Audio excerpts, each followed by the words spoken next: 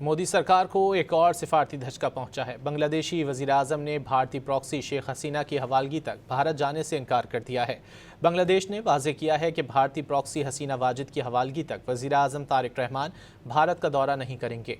तर्जुमान Bangladeshi वज़ारत ख़ारजा AKM Shahid करीम ने कहा कि वज़ीर-ए-आज़म तारिक रहमान के दौरे से पहले भारत को मौजू माहौल पैदा करना होगा। भारत मुजरिमा शेख हसीना और दीगर मफरूर मुल्ज़िमान की हवालगी के अमल को तेज़ करे। वज़ीर-ए-आज़म तारिक रहमान ओहदा संभालने के बाद भारत के बजाय मलेशिया और चीन का दौरा कर चुके हैं। बांग्लादेशी अदालत ने मफरूर शेख हसीना को इंसानियत के खिलाफ जराइम का मुजरिम करार देकर सजाए मौत सुनाई है। मोदी सरकार को एक और सिफारती धचका पहुंचा है। बांग्लादेशी वज़ीर-ए-आज़म ने भारतीय प्रॉक्सी शेख हसीना की हवालगी तक भारत जाने से इनकार कर दिया है।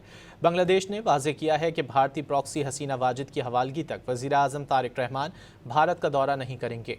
तर्जुमान बांग्लादेशी वज़ारत ख़ारजा AKM शाहिद करीम ने कहा कि वज़ीर-ए-आज़म तारिक रहमान के दौरे से पहले भारत को मौजू माहौल पैदा करना होगा। भारत मुजरिमा शेख हसीना और दीगर मफरूर मुल्ज़िमान की हवालगी के अमल को तेज़ करे। वज़ीर-ए-आज़म तारिक रहमान ओहदा संभालने के बाद भारत के बजाय मलेशिया और चीन का दौरा कर चुके हैं। बांग्लादेशी अदालत ने मफरूर शेख हसीना को इंसानियत के खिलाफ जराइम का मुजरिम करार देकर सजाए मौत सुनाई है।